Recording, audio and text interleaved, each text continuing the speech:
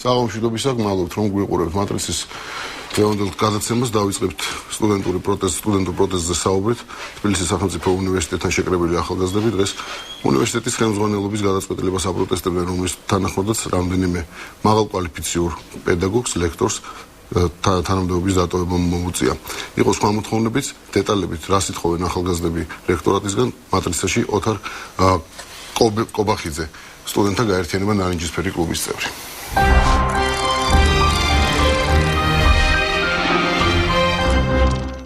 საღამოშიდობისა მადლობა მოსვისთვის. პირველ რიგში მინდა გკითხოთ, გავრცელდა ინფორმაცია, რომ თქვენი საპროტესტო აქციის რამდენიმე მონაწილე საპატრულო პოლიციამ დააკავათ. რამდენად შეიძლება? ეს ინფორმაცია როგორც შემდეგ გადაამოწმეს და აღმოჩნდა არ შესაბამას სიმართლეს, რადგანაც არც ერთი მონაწილე არ იმყოფება ამ წუთებში პოლიციაში. ეს ერთ-ერთი სააგენტოს შემთხვევით გავრცელა ეს ინფორმაცია, რომელიც შემდეგ არ დადასტურდა. ამ წუთებში დაკავებული არავინ არ არის. კარგი, უშუალოდ მოდი აქციაზე ვისაუბროთ. აქციის მთავარი მიზეზი არის პედაგოგების გათავისუფლება სამსახურიდან. და არა მხოლოდ რა თქმა უნდა. სხვა დეტალებზე ვისაუბროთ, მაგრამ ჯერ პედაგოგებით დავიწყოთ. რამდენად საფუძვლიანია თქვენი ეჭვი, რომ ისინი პოლიტიკური ნიშნით გაათავისუფლეს და უბრალოდ არაკვალიფიცირების გამო თუნდაც? მოკლედ დავიწყებ იქიდან, რომ 2009 წელს, როდესაც იყო ეს კონტრაქტი გრძელდებოდა პროფესორებს, მაშინაც ლელა გაფრინდაშვილს, რომელიც არის ფილოსოფოსი და ასწავლის ჩვენ ფაკულტეტზე გენდერთან დაკავშირებულ საკითხებს, მაშინაც ქალბატონ ლელას დიდი ასე ვთქვათ თავიდარების შემდეგ მან უახერხა რომ დაბრუნებულიყო უნივერსიტეტში, რომ პრობლემა ახლა ნამდვილად არ დაწყებულა.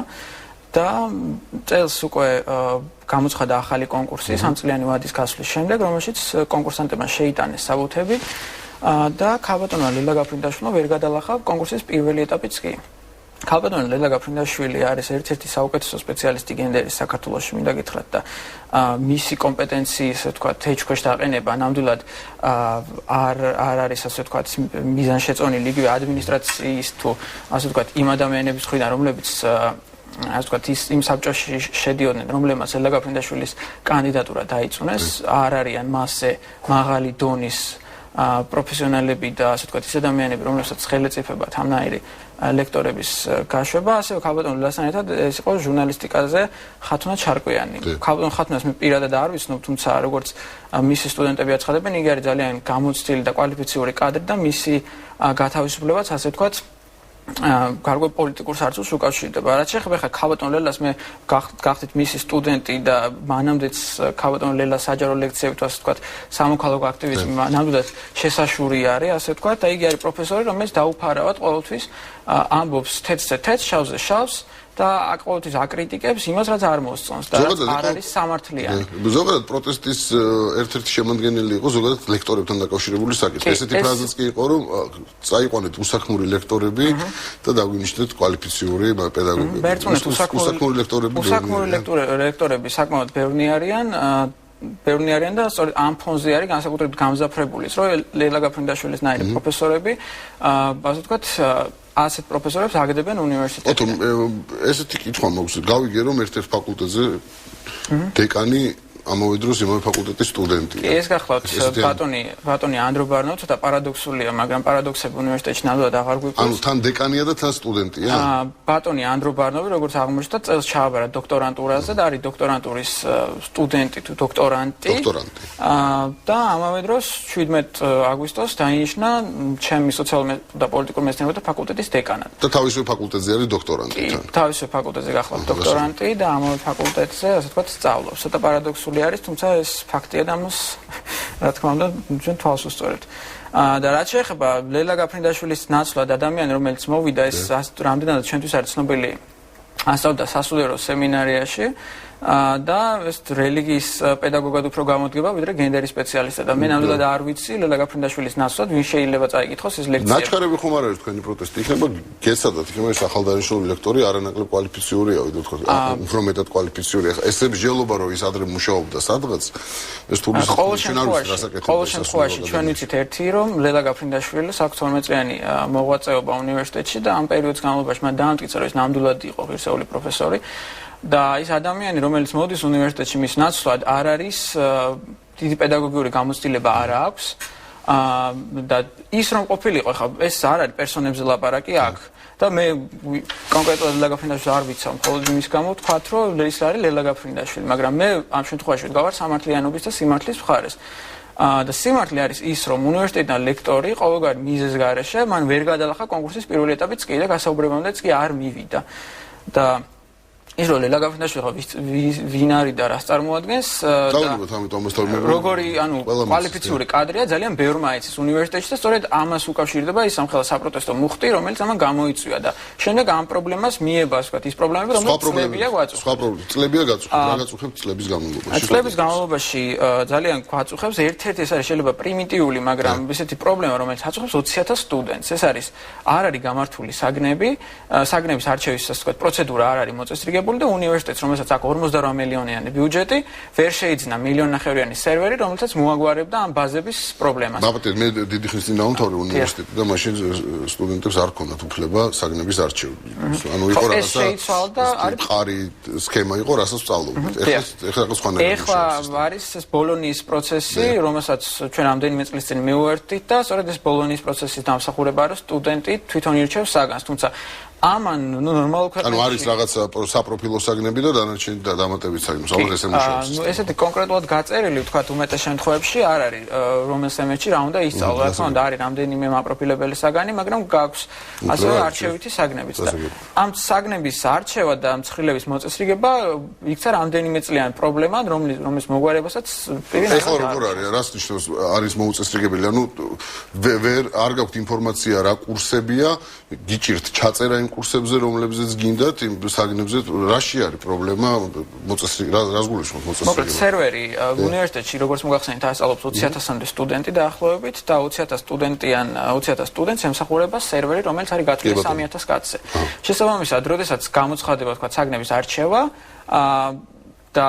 გამოცხადება სიტყვაზე ამ შემთხვევაში იყო მაგალითად 10 სექტემბრის 12 საათი ამ 12 საათს მიაწყდება სტუდენტების ძალიან დიდი ნაწილი და ითიშება ბაზა. როგორც IT სამსახურის უფროსმა მოგვახსენა, 75%-იანი დატვირთვასაც კი ვერ გაუძლო ამან. ეს რომ სერვერი არის გამოსაცვლელი. ამასთან ერთად თავიდან არ არის მართლაც პრიმიტიული და მარტივი მოსაგვარებელია ხა. ეს აწუხებს ყველას განურჩევლად არ ვიცი ნებისმიერი რაღაც მახასიათებლებს, ნებისმიერ სტუდენტს. მეორე მხრივ არის ესეთი დამოკიდებულება და უპასუხისმგებლობა ყოველ შემთხვევაში თვითონ ამ შემთხვევაში ერთი არის ადმინისტრაციის არის შემჩნეულ პასუხისმგებლობაში და მეორე როდესაც თვითონ ასე ვთქვათ ლოკალურ დონეზეც არის იგივე ტუტორების თუ დეკანების თუ ასე შემდეგ ეს პრობლემა რომ არ არის ცხრილები წინასწარ გამოკრული მაგალითად მე როდესაც მივედი ჩემ მაინორი სპეციალობის ასე ვთქვათ ტუტორთან მან შემომხედა როგორც დაბნეულ პირველ კურსზე და ეს ხო ეს დაბნეულ პირველ როგორ შემომხედა როგორც დაბნეულ კურსზე არა და უკვე მესამე კურსელი ვარ რომ ну მოკლედ ვის გაუგონია მოკლედ ცხრილის წინასწარ დადება თითქოს ეს არ იყოს მათ მოვალეობაში და სტუდენტი რომელიც ну მაგალითად ორშაბათ დილას მან არ იცის როგორ ცხრილი ექნება მაგალითად რო აქ ორი სავალდებულო საგანი შესაძლოა ეს საგნები ერთმანეთს დაემთხვეს და იძულებული გახდეს მოკლედ სტუდენტი რომ ან ერთ საგანზე იაროს ან მეორეზე და ერთ-ერთი საგანი მარტივად რომ ვთქვათ ჩაიჭრას ამ საგანში ამასთან ერთად ხო ეს სავალდებულო საგნების პრობლემაც არის მეორე პრობლემა არის რომ კვოტები არის არასწორად გამოყოფილი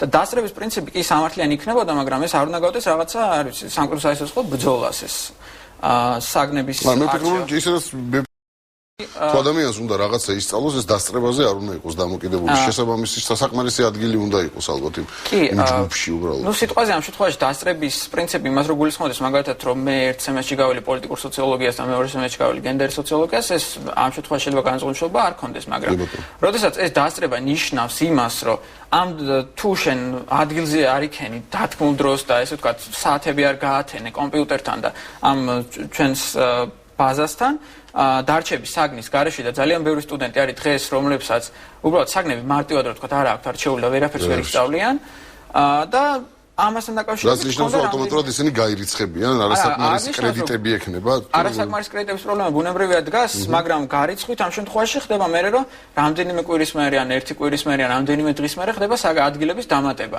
არ ემატება შემდეგ რა თქმა უნდა ამას სემინარების დრო არ ემატება ლექციები და სხვა პროფესორები არ მოყავთ იმის რომ სხვა ლექცია ჩაატაროს და შეიძლება ისე ხდება რომ კვოტა თუ იყოს 70 კაცი იმას ემატება შემდეგ კიდევ 80 კაცი და ეს 150 კაცი სწავლობს 70 კაციან აუდიტორიაში და ამით ახობით ეს არის რაღაცა პრიმიტიული პრობლემა კიდევ ერთხელ ვიმეორებ, რომელიც პრობლემა დგას ყოველ შემთხვევაში. მაგრამ პრობლემა სერიოზულია, პრიმიტიულია მისი გადაჭრის ხერხები. მოქმედებს განათლების ხარისხი და რომელიც სტუდენტებს არ აძლევს იმ საშუალებას, რომ ხარისხიანი და ასე ვთქვათ, მათთვის მისაღები განათლება მიიღონ ყოველ შემთხვევაში. ოდო მიუხედავად აი რასაც თქვენ ყვებით, აწუხებს 20,000 ადამიანს, ხო ეს პრობლემა, ყველა სტუდენტს. უმეტესობას უმეტესობას, ხო. აქცია არ იყო ისეთი ხალხმრავალი, მაინც რაღაცა ხდება ეთყობა უნივერსიტეტში. ვიღაცები კმაყოფილები არიან, როგორც თქვენ ძალიან უკმაყოფილო ახალგაზრდები ხო არა ხართ?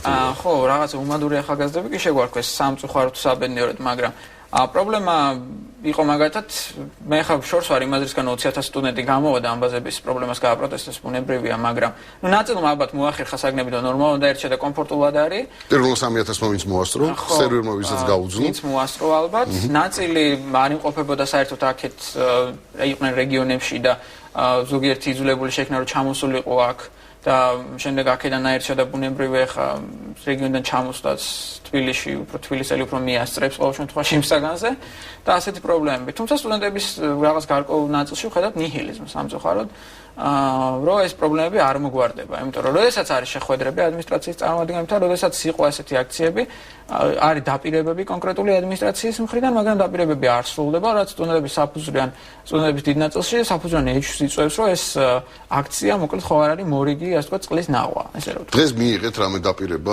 რამდენიც მე მივხვდი რექტორს დღეს ვერ შეხვდით. არ გამოვიდა ეგ. როგორც რექტორის მრჩეველმა განაცხადა ბატონი ალექსანდრე არ იმყოფება საქართველოში და ბუნებრივია ვერ მოახერხებდა ჩვენთან შეხვედრას, თუმცა მე დარწმუნებული ვარ, რომ ასე ვთქვათ, ის რო ყოფილიყო ყოველ შემთხვევაში უნივერსიტეტში, ის გამოვიდოდა ჩვენთან. თუმცა სტუდენტების ასე ვთქვათ, დღეს იქ შეკრებილ ახალგაზრდებს, რომლებიც აპროტესტებდნენ რაღაც კონკრეტული მოთხოვნები ჰქონდათ, მივიდნენ ამ კონკრეტული მოთხოვნებით და ამ ადამიანებს მარტივად ვთქვათ მობეზრდათ ის რომ ისმენენ დაპირებებს წლებია და უკვე ისიამთავრებენ უნივერსიტეტს და მაგისტრატურაში შეირიცხებიან ხოლმე რომ ეს პრობლემები ზოგიერთი დოქტორანტურაში და მე დეკანებიც ხდებიან კი რომ ეს პრობლემები რჩება მოუგვარებელი. მე პირადად 2 წელია უკვე ვისმენ ერთი და იმავე დაპირებებს. დაპირებები იყო ბატონი ალექსანდრეს მხრიდან იგივე ივლისში და ვერავინ ვერ დაგვდებს რა ყოველ შემთხვევაში ნარინჯისფერ კლუბს რომ ჩვენ არ შეხვდით ბატონ სანდროს.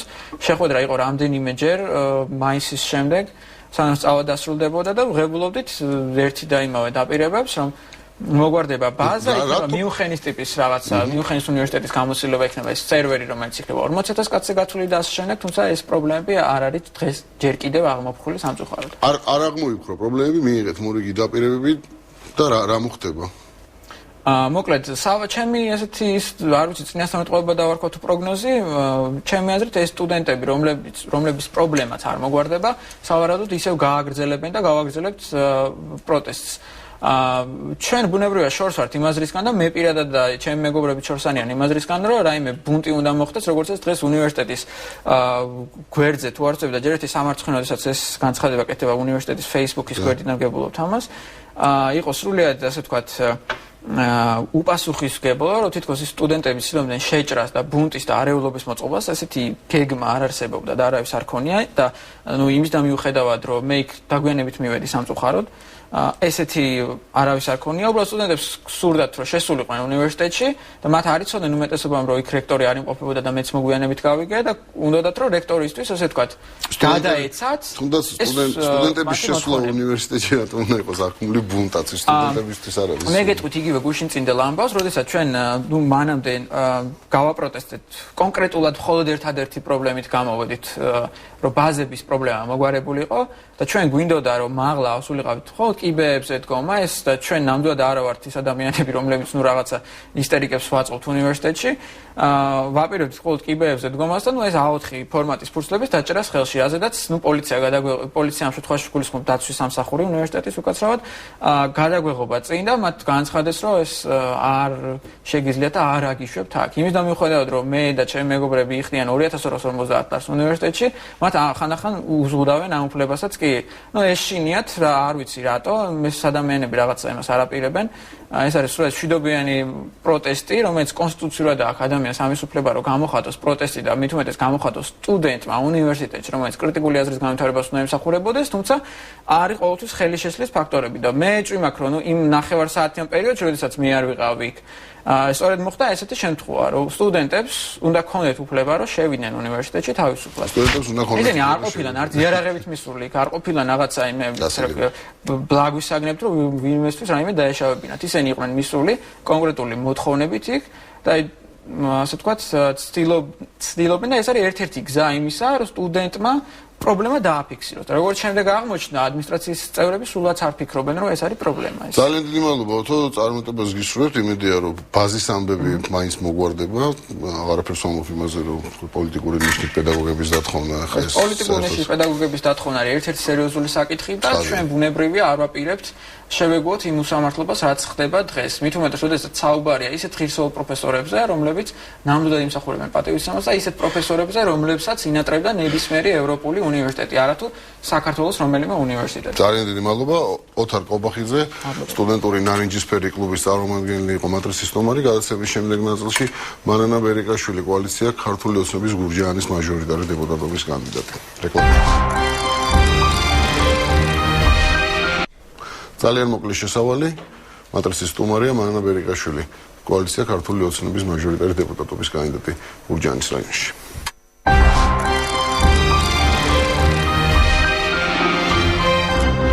საღამოშვიდობისა მანდა, მადლობა მოსვლისთვის. როდესაც ბოლოჯერ იყავით ჩვენ სტუდიაში, მაშინ კახეთი უბედურების და სტიქიის ზონა იყო. რაღაც პერიოდი გავიდა, მას შემდეგ გამოსწორდა მდგომარეობა. ვერ გეტყვით, რომ გამოსწორდა, შემდეგი სტიქია აღარ მომხდარა, ორი სტიქია იყო. მაგრამ გამოსწორებით რა გითხრა, გოგი, ძალიან რთული მდგომარეობაა კახეთში. ეს გადმორიცხული ფული, უკვე ამაზე ძალიან ბევრი ვილაპარაკეთ. დრამე გამოვიდა ამ ფულიდან საბოლოო ჯამში. არის კომპენსაციები.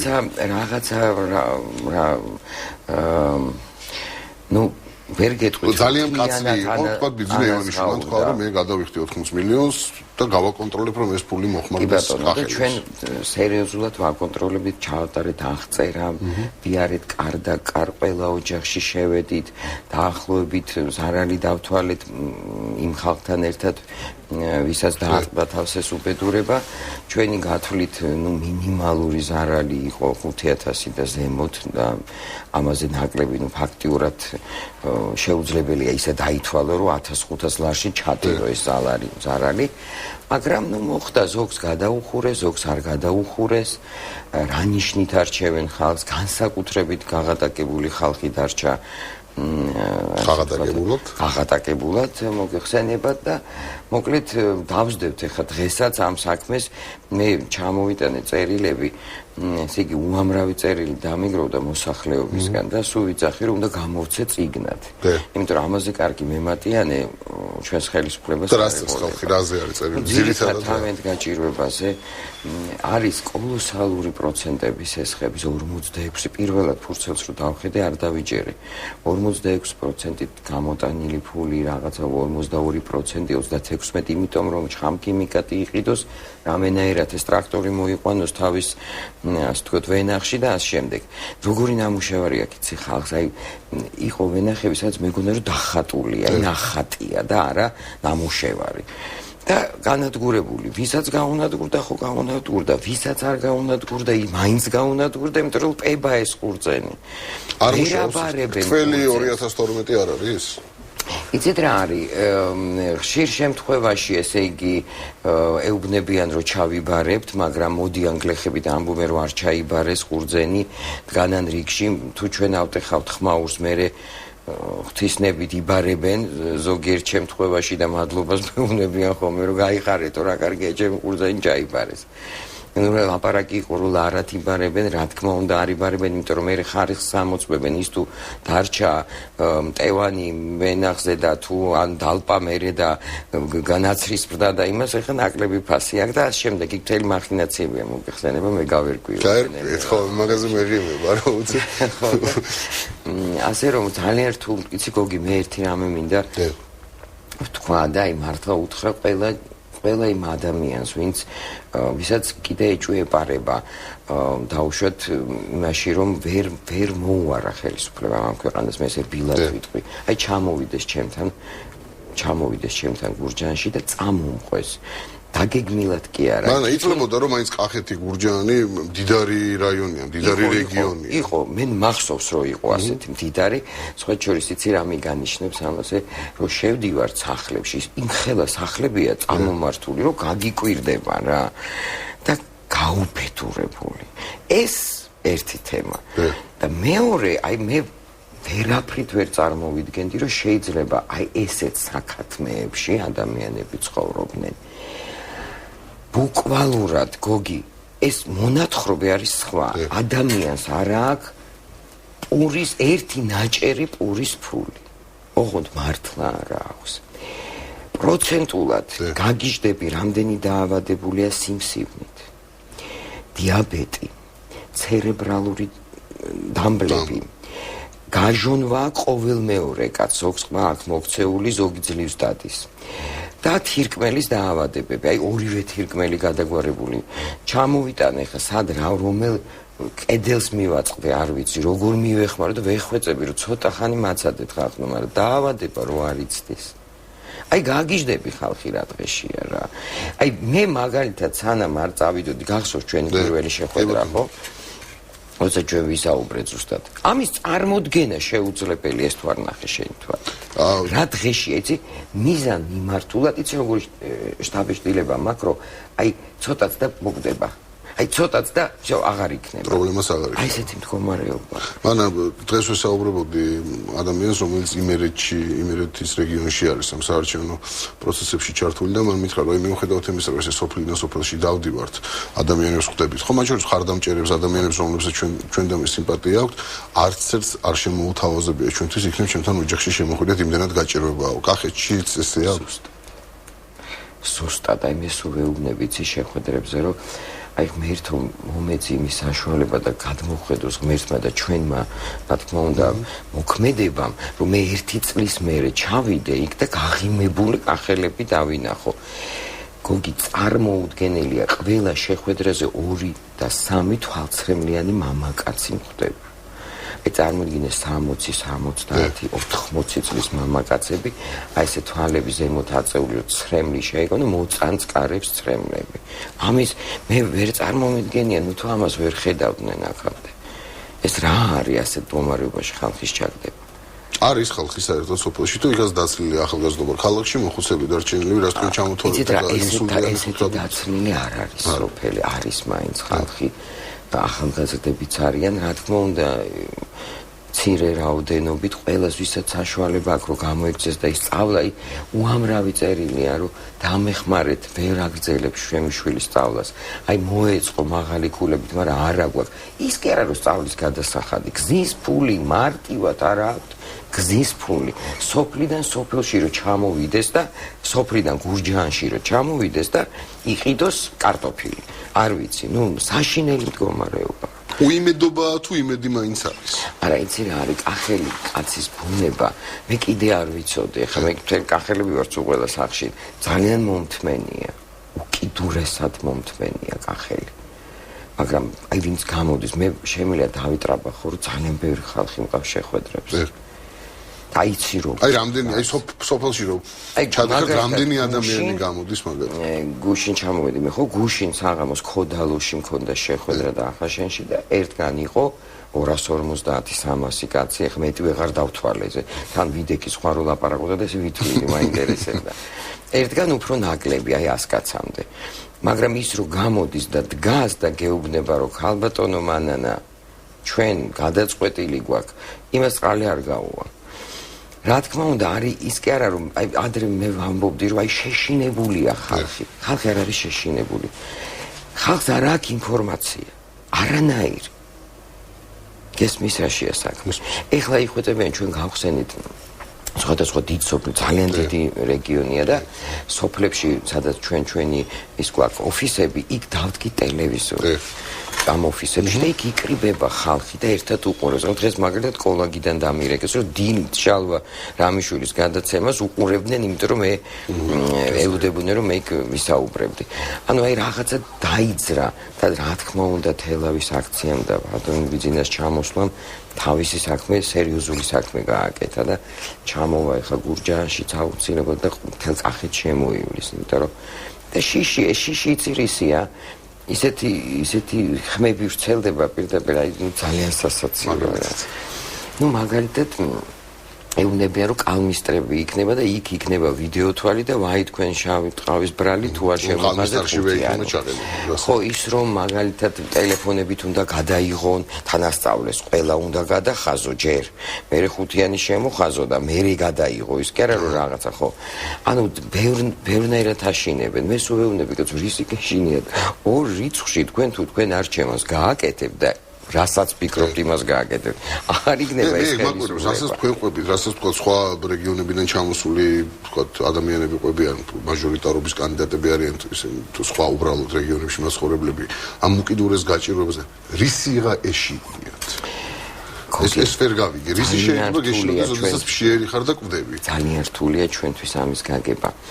იცი რა არის ოთარ ჭილაძის სიტყვებს უნდა დავესესყო რომელიც მე კარგად არ მესმოდა სანამ კახეთში არ ჩავედი მე იქ მივხვდი რას ნიშნავს რომ ქართველებს მხედრის ულუფა მონის ალაფავით შეუცვალეს და ქართველი მოწყალებაზეა დამოკიდებული ქართველი გლეხი რომელზეც უნდა იდგეს ფუნდამენტი უნდა იყოს ჩვენი სახელმწიფოსი მოწყალებაზეა დამოკიდებული აი რას გადაუგდებს ეს ხელი მთავრობა რაღაცა 30 ლარიან მოწყალებაზე თუ 15 ლარიან თუ ერთ ტომარაფქვილზე ეს ხო შეიძლება გაგრძელდეს როგორ გაგრძელდეს ნუ გულისხმობ იმას რომ ისევ ესე ხელში შეყურებდნენ მთავრობას ხო თვითონ უნდა გამოიჩინონ რაღაცა ხო თვითონ უნდა გაისარჯონ არა არის მასე არ არის რა მოდი ნუ ვიტყვით რომ გლეხი არ არის გამრჯე მე კიდევ ერთხელ გეუბნები როგორი დამუშავებული მიწები აქვს ისე თან სულ ვეკითხები რა სახსრებით გააკეთეთ ეს ვალებით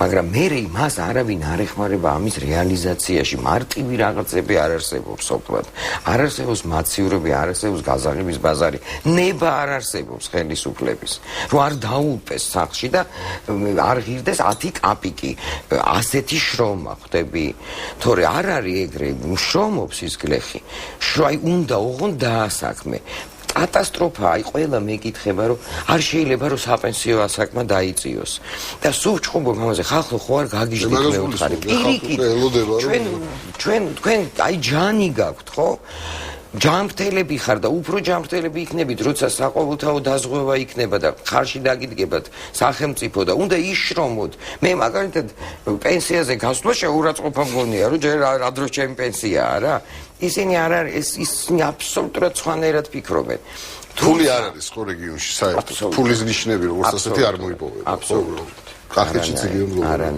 არანაირი მე აი არ შემიძლია ხარ არ მოგიყვეს გივი მყავდა მე გივი ჩამოვიდა 3 დღით იმიტომ რომ იცი რაღაც არ მინდა ეხა რომ ამას დაატარებს დღე და 22 3 დღე ინერვიულად და შემახედე რა ხდება და ჩამოვიდა შვილი მოენატრა ბოლოს და ხო არა ხო და იმიტომ კი არა რომ მე ხა სპეციალურად წავიყვანე ესე თუ აი შეხვედრები ქონდა სოფელში და მე ის დავდიოდით გარდაგარ ისეთ სიტუაციებში მოხდა ბოლო იყო 53 წლის კაცი რომელსაც დაეცა ხე და გადატეხა ხერხემალში წელს ქვემო წართმეულია 2 შვილი ყავს ეზოში 2 ბოძზე გადაფარებული აქვს ცელოფანი იმის ქვეშ წევს იმიტომ რომ სახლი დაუნგრია სტიქია და უთხრეს რომ მოდიო შენ თვითონ წაიღე შიფერიო თანაც რაოდენობა იმდენია რომ არ ყოფნის და გადაახურე შენ თვითონო და ეს გასაცოდავებული მისი მეუღლე და მივედით ჩვენ დელეგაცია წარმოიდგინე და მამაჩემ ესე იგი ამ საწოლს რაღაცა რკინა ქონდა და ჩაეჭიდა რო არ წაქცეულიყო და შენ ვერაფერს ვერ აკეთებ გიკრძალავენ რომ დაეხმარო იმის ავადმყოფობა იცდის და შენ რა დამიჭირონ მე ხარ რომ დავეხმარო იმას წამიყვანო ციხეში ან მომხსნან ან ის დაიჭირონ ეს არის განსაცვიფრებელი ამბავი სიმსივნე ქალს და მოვიდა დედამისი და ტირის ჩემთან რომ მოკვეთესო მკერდიო და მიშველეთ რამე ეხლა სისხლდენა აქო ნუ რა შემეძლო შევყარე ექიმებს დაურეკე რა წამლები მივცეთ და ფიზიკურად ხო რომ რაღაცა მივიდე და წამლის ფული მივცე ადამიანს რა ხელფასები ხომ მქონდა ბოლო ამ ტელევიზიაში მქონდა ბოლოს და ბოლოს იმდენი ხელფასი რომ წამალი შემილი ადამიანს უყიდო და თვითონ აკეთებენ მოსყიდვების, ამასილარების დარიგება, იყენებენ რესურს სახელმწიფოს ისე სერიოზული კონკურენტი ყავთ ალბათ ყველაზე სერიოზული მთელ კახეთის რეგიონში ხო ყოფილი გუბერნატორი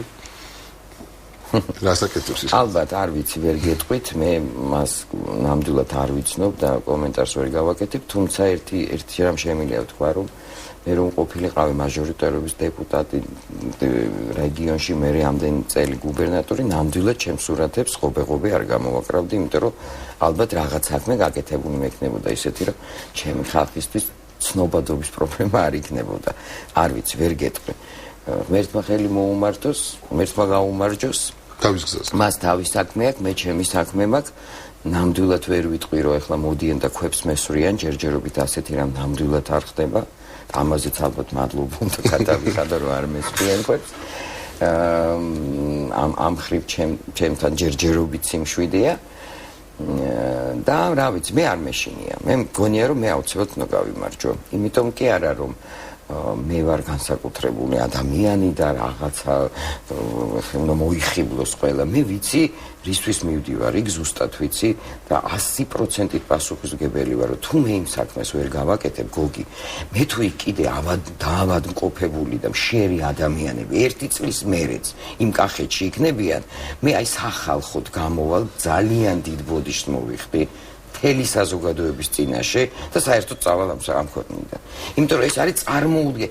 ეს არ არის რთული გასაკეთებელი. ხვდები რა შეასაკეთო. მარინა ბერიკაშვილის წინა საარჩევნო დაპირება და უბრალოდ არჩევნების შემდეგი დაპირება. თუ კახეთში გურჯაანში ერთი წლის მერე მდგომარეობა არ გამოსწორდა, აუცილებლად. თქვენი ეთერით საჯაროდ მე მოვიხდი დიდ ბოდიშს და ვიტყვი რომ ვარ უნარო და მე მაპატიეთ. მარინა ბერიკაშვილი გურჯაანის მაჟორიტარი დეპუტატობის კანდიდატი იყო მატრიცის ნომარი გადაცემის შემდეგ ნაწილში ფილოსოფოსი ზაზა შათირიშვილი ჩვენი საუბრის თემა იქნება არაოფიციალური სოციოლოგიური კვლევები სოციოლოგიურ ქსელებში როგორც წესი ტარდება თავისი პატარა კვლევები განსაკუთრებით არჩევნების მოახლოებასთან დაკავშირებით და რატომღაც ეს მონაცემები სრულიად განსხვავდება იმ კვლევების მონაცემებისგან რომლებსაც ოფიციალური პირები აქვეყნებენ ზაზა შათირიშვილი მატრიცაში რეკლამის შემდეგ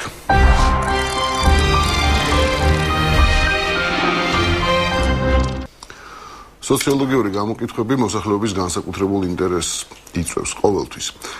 არსებობს ეგრეთ წოდებული ოფიციალური სოციოლოგია, როდესაც რაიმე ინსტიტუტი ან კვლევითი ცენტრი ან კიდე რაიმე ორგანიზაცია ატარებს კვლევას, მაშინ მოცემულია რამდენი რესპონდენტი იყო გამოკითხული, რა მეთოდით მიმდინარეობდა გამოკითხვა და ასე შემდეგ და არსებობს ეგრეთ წოდებული არაოფიციალური სოციოლოგია, ძირითადად ამ ასეთი ტიპის გამოკითხვებში მონაწილეობენ ის ადამიანები, რომლებიც სხვადასხვა ტიპის სოციალურ ქსელში აქტიურობენ. ალბათ Facebook-ი ვისაც აქვს ყველას უნახავს როგორც ეს მარჯვენა მხარეს არის ხოლმე პატარა ჩამონათვალი კითხვები წინა საარჩევნო თავისთავად ცხადე არჩევნებში გამარჯვებას ეხება თავის სოციოლოგიურ გამოკითხვებს თუ შეიძლება ესე ეწოდოს ატარებენ სხვადასხვა საინფორმაციო სააგენტოები და როგორც წესი რიცხვები რომლებიც ესეთი გამოკითხვების შედეგად მიიღება ხოლმე ძალიან განსხვავდება იმ რიცხვებისგან რომლებსაც ესეთი NDI-ის ტიპის ოფიციალური ორგანიზაციები აქვეყნებენ რატომ ხდება ასე მატრიცაში ფილოსოფოსი ზაზა შათირიშვილი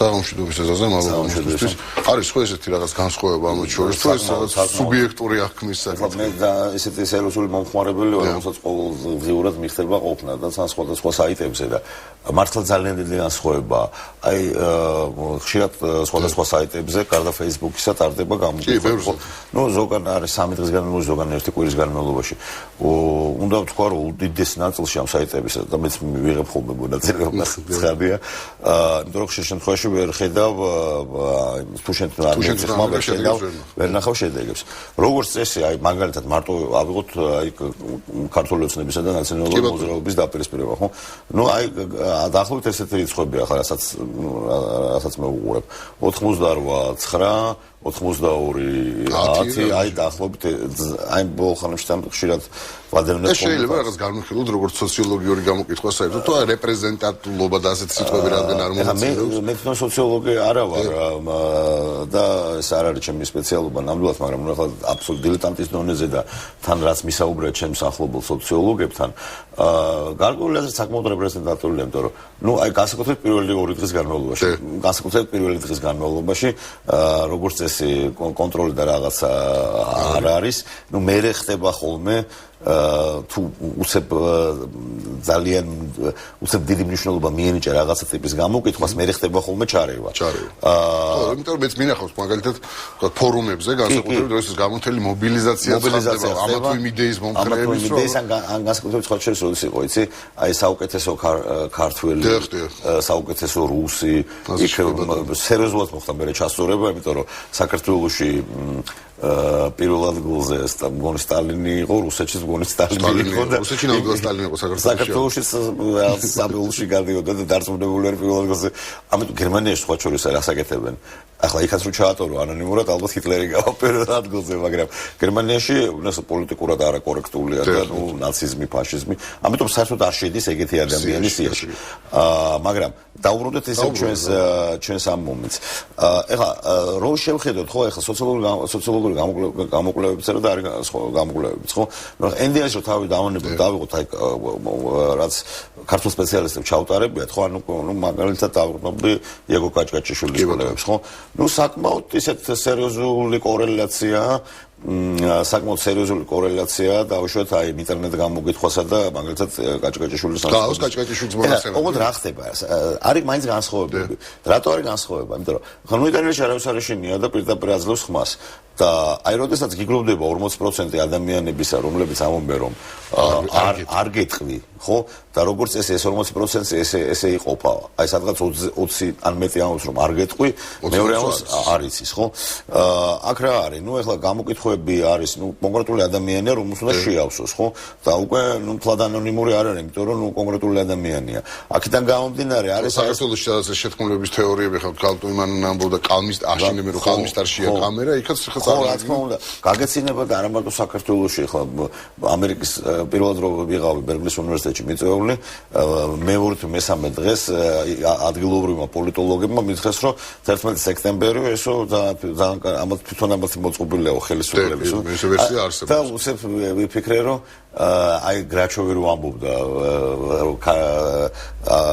ქართულ-აფხაზური კონფლიქტის დროს ქართველები თვითონ იბომბავენ თავს რუსული თვითონ დღებავენ და თავის თავს იბომბავენ და ვიფიქრე რა განსხვავებაა პრინციპში ყველა ერი ყველა ნაცია ასეთ ისე მიდრეკილია ამისაკენ თავარია ნუ როგორ საზოგადოება კარგი ფიქრია ეს 40% მართლა არ იცის არა, არ მეფიქრია.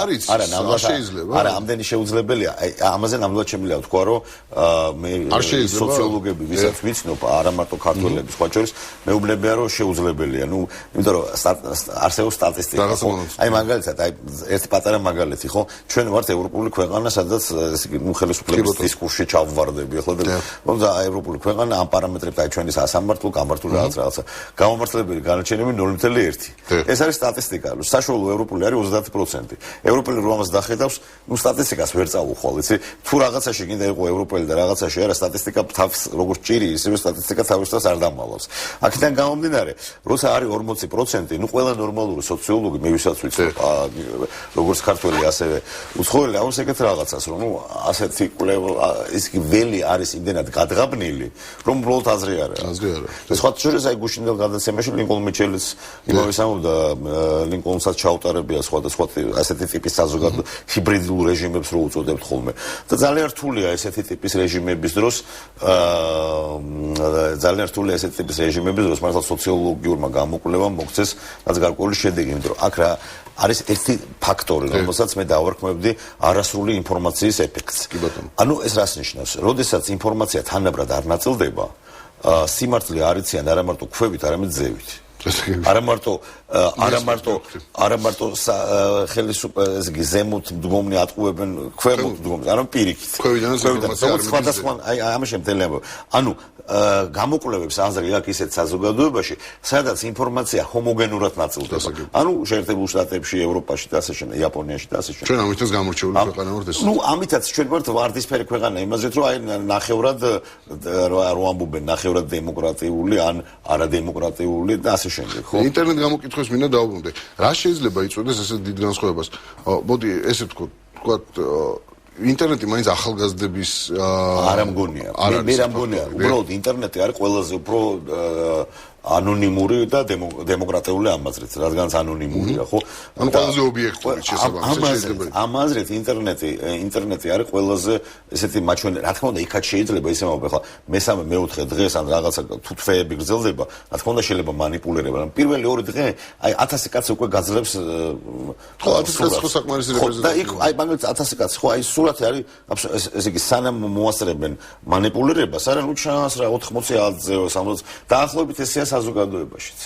და სხვათა შორის ისე ვამბობ, რომ თუ აი ამ კაჭკაჭიშვილის კვლევაში იყო ეს ძალიან საინტერესო მომენტი, ეს ჯერ კიდე დეკემბერში, ნუ ნოემბრის ბოლოს. იყო ესეთი, ნუ ნაციონალურ მოძრაობას 30, იმას 31, იყო ძალიან მნიშვნელოვანი შეკითხვა, რომელიც აკეთებდა ძალიან სერიოზულ, ხო, ესეთი შეკითხვა, ვითომაც აქ არაფერი, მაგრამ როგორ უყურებთ ივანიშვილის შემოსვლას პოლიტიკაში, პოზიტიურად, ნეგატიურად, 65% ამბობდა რომ პოზიტიურად. ნუ რა თქმა უნდა იქიდან ის ნაწილი, სხვა შორის ამბობდა რომ ვითომ ნაციონალურ მოძრაობას აძლევს მას. ესმით, აი ეს არის ძალიან საინტერესო. თუმცა შეიძლება იყო ნაციონალური მოძრაობის წარმომადგენელი და მაინც პოზიტიურად უყურებდა. ნუ რაღაც მომენტში გამორიცხავს, თითქმის გამორიცხავს ჩვენ ეს პოლარიზაციის. ნუ აი ნუზარ ჭკლავს მაგალითად ხო გახსოვთ როგორ გაუხარდა რომ შემოდგომაზე ბოლო ბასტიონსაც დავანგრევთ. უხარია იმ კაცს. ნუ მაგრამ ის გარწმუნებთ რომ თუ აი კარგად გადავხედავთ და კორელაციაში ვნახავდით, არა, მართლაც აი ძალიან ის იყო რა. თუმცა აქაც თქვა ისე თუ ინტერნეტ გამოკითხვებს დაუბრუნდებით, ეს ძალიან საინტერესოა რომ ინტერნეტ გამოკითხვებში ესეთი რთული კითხვები და რაღაც რთული კომბინაციები არ არის. პირდაპირ წერია ვინ მოგწონს და მე რეიტინგები და იქა ძალიან საინტერესოა ხო? აი ძალიან საინტერესოა აი ჭირდება კი აი ეს მთელი ეს კაზუისტიკა, აი ძალიან მარტივი კითხვაა, ძალიან მარტივი. კი არა. ეს კაზუისტიკა ჭირდება იმიტომ რომ ჯერ ეს კვლევი ხო ძვირია. მარტო ამის გამო ხო არ ჩაატარებ, ესე იგი მილიონი სხვა რაღაცა უნდა გავიგო. ანუ ღირებულებებს იკვლევი, მას იკვლევი, კიდევ სხვადასხვა რაღაცებს იკვლევი. ნუ ჯერ ერთი სოციოლოგებმა ხო ისე როგორც თავის დროზე ალქიმიკოსებმა ხო უნდა დაგვარწმუნონ რომ საქმეს აკეთებს. კლასის ფლოფები. საერთოდ აი მე მაქვს გარკვეული ეჭვები საერთოდ სოციოლოგიას და როგორც მეცნიერებს. მეც ასევე. განსაკუთრებით კვლევების მიმართ. საზოგადოებთ აბსოლუტურად გეთანხმებით და სწორედ იმიტომ რომ საზოგადოებრივი აზრი არის ძალიან სწრაფად ცვალებადი და არის ძალიან манипуლირებადი, ხო? და მეორე მომენტი ყველაზე საინტერესო არის ის რომ რაც არ უნდა დაწმენდელი იყოს ველი თვითონ გამოკითხვა უკვე იწვევს ფლუქტუაციებს. ეს არ არის ესე იგი თვითონ იწვევს სუბიექტურ ხევებს შიგნით. ასე რომ შეიძლება ითქვას რომ ის თვითონ არის იარა. ხო ესეთი მოსაზრება რომ თვითონ როდესაც ატარებ რაიმე ექსპერიმენტს, უკვე თვითონ ექსპერიმენტის ჩატარება მოქმედებს შედეგს. კი ბატონო, აი ზუსტად აი დაახლოებით ეს ექსპერიმენტია და არა კვანტურ მექანიკაში. როცა ჩვენ ელემენტარულ ნაწილაკებს ვაგვირდებით, შეუძლებელია დააკვირდეთ ეს რომ არ შეცვალო, ხო? უკვე რაღაცა შეცვალა. თუ ვიცით დებარეობა, არ ვიცით იმპულსი, თუ ვიცით იმპულსი, არ ვიცით სად არის, ხო ეს ნაწილაკი. დაახლოებით ესეთივე რაღაცა ხდება, როცა საზოგადოებას ვიკვლევთ. აქედან გამომდინარე თვითონ სოციოლოგიას აქვს ალქიმიური ბუნება. არ მოეწონებათ ეს სოციოლოგია. არ მოეწონებათ ახლა. ძალიან გაუბაიბურეთ ეს. მიუხედავად იმისა რომ მეცხრე არზე ვარ, ხო შეგვიძლია გქონდეს სუბიექტური აზრი. კი, რა თქმა უნდა. აქედან გამომდინარე ეს არის ჩვენი სუბიექტური აზრი. ძალიან დიდი მადლობა ზაზა შავთელიშვილი, ფილოსოფოსი იყო ჩვენი სტუმარი.